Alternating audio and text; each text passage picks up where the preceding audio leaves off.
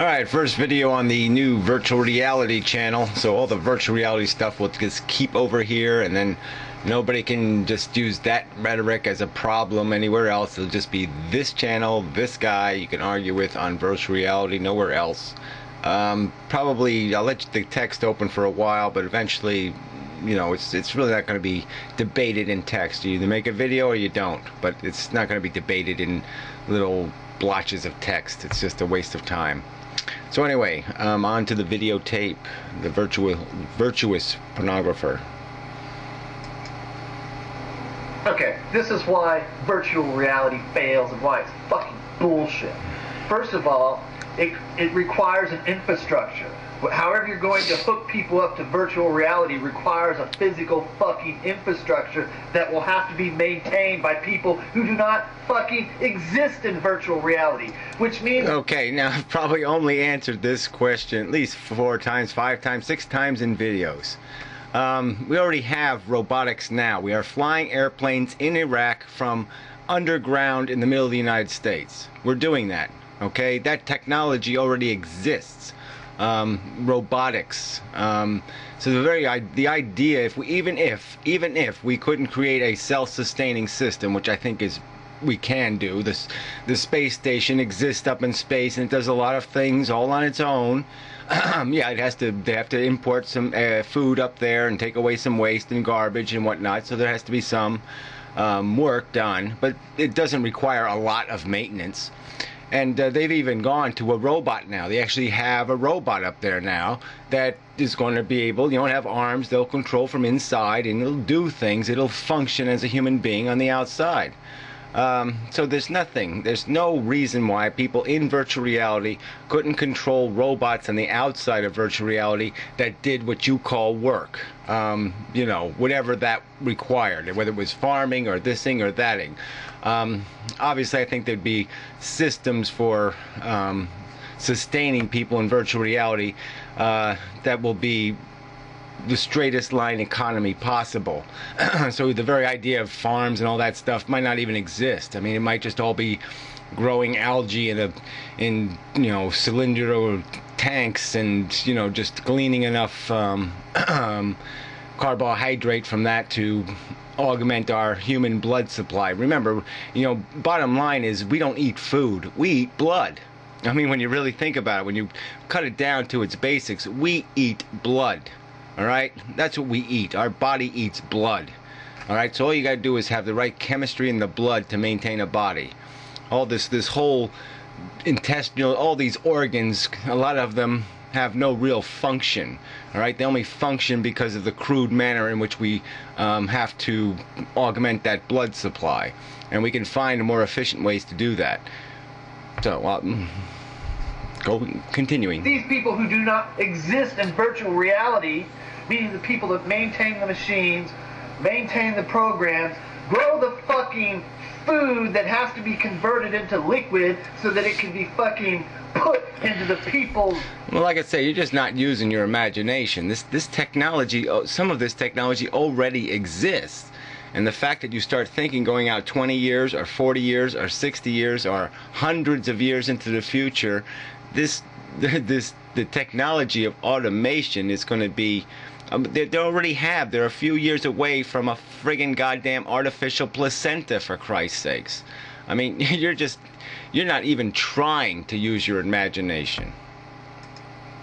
Bodies who are laying there in their little pods enjoying their fucking fantasy world has to be done in the real world by real people. Alright, well, I'm going to skip past this part of your argument because you're just redundant. You just redundantly keep saying the same crap over and over that's completely defeated by the fact that automation and robotics can take care of any external maintenance that's required. Human beings will not be required to go into coal mines or do this or synthesize that or do any of this other crap. They'll all be able to do it by controlling external mechanical devices if that's necessary. I'd still argue that a fully automated, very reliable system can eventually, future, be built. No problem. We're not that fucking complicated. Alright? We're chemistry. synthesized the chemistry, you've synthesized the physical existence. So I'll move on to see if there's something else relevant that you bring up. Begin with. So virtual reality is only going to be a solution for some of the people. And yeah, well, that's why I've sort of argued that it's an all or nothing thing, just to prevent that very scenario where it will only belong to some of the people. Virtual reality is going to happen eventually. I think instead of it being 100 or 150 years away, we can make it 40 years away or 30 years away by socially investing in it. But it's going to happen eventually, and the idea is to put it in the hands. Well, eventually, if we survive, obviously, we only going to be living here about what, 7 more days? I mean, come on, we're in big fucking trouble right the fuck now. And that's part of what I wish you would address in these videos, is that, you know, the real question is what future can you possibly see? What scenario can humanity live in without virtual reality? If they're not in a safe environment where they can't hurt each other, how can they possibly gain, you know, how can we possibly have technical progress and maintain the same human nature where we're out to kill each other an awful lot? The bottom line is we will kill each other, and we'll do it more and more effectively, and eventually that will lead to our annihilation. So I don't think there's any possibility that our violent nature and technology have any future together. The only way we can save the human race is to go to some environment that eliminates that equation, that prevents human beings from being able to do any real harm in the real world. Obviously going to cost money to exist in virtual reality, because you'll have to have the wealth to give to someone and say, here, maintain. Yeah, well, that's sort of my argument. No, I mean, if you take the two scenarios, providing a life for a human being, it requires these things called riches. It requires enrichments, a lot of physical enrichments and enhancements and protections from nature and all this crap. And in virtual reality, it's just software. It's pennies on the dollar. So once you've maintained the physical body, all you need is the calories, all right? So all you need is the bare minimum to maintain a body. So you can change the scenario from where a life costs thousands of dollars per year in resources to pennies per year in resources. You can afford to have more people because you can maintain them over the long term so much more efficiently and cheaply. Besides the fact that they won't need antidepressants and Viagra and all this other crap that people need in this real world to even try to be happy. I mean, I don't think you're going to have too many people playing virtual reality as alcoholics. Okay, so I think reality fails. Okay, by comparison, it's going to fail dismally by comparison. There's no, there's just no contest. It's a fucking fantasy. A goddamn fantasy and a waste of time. Yeah, well, like I said, you can say it's a fantasy and a waste of time. Like I said, it's going to happen eventually. And it will just be owned by the privileged if we don't do it on purpose the right way. So whatever. And it's hardly, like I said, your opinion of it is not based on anything rational.